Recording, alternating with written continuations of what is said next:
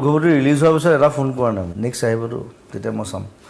নমস্কাৰ বন্ধুসকল স্বাগতম জনাইছো আপোনালোকক skgytnews এটা নতুন ভিডিঅ'লৈ আৰু প্ৰথমতে আপোনালোকক বহুত ধন্যবাদ চেনেলটো 90,000 সাবস্ক্ৰাইবাৰ হোৱাৰ কাৰণে এনেদৰে মৰম আগবঢ়াব যাতে চেনেলটিত অতি সোনকালে 1 লাখ সাবস্ক্ৰাইবাৰ কমপ্লিট হয় আগবাঢ়িছে আজি ভিডিঅ'টোলৈ বন্ধুসকল খবৰটো হৈছে জুবিন গাৰ্গৰ বিষয়ে শেহতীয়াকৈ নিউজ 18 অসমত জুবিন গাৰ্গৰ এটা ইণ্টাৰভিউ লোৱা হৈছিল যাৰ এটা ভিডিঅ' ক্লিপে বৰ্তমান সময়ত ছ'চিয়েল মিডিয়াত চৰ্চাৰ সৃষ্টি কৰিছে য'ত জুবিন গাৰ্গে ৰঘুপতিৰ কথা কৈ থাকোঁতে কয় যে ছবিখন মুক্তিৰ আগতে ৰবি শৰ্মাই তেওঁলৈ বাৰে ফোন কৰিছিল কিন্তু মুক্তিৰ পাছত তেওঁলৈ এবাৰো ফোন নকৰা হ'ল আৰু তেওঁ কি কৈছিল মই আপোনালোকক দেখুৱাই দিছোঁ পুলিচখন শ্ব' কৰিছে মই চবতে গান গাই আছোঁ পাব্লিচিটি কৰি আছোঁ কিন্তু মই ৰঘুপতিও কৈছোঁ নকৰা নাই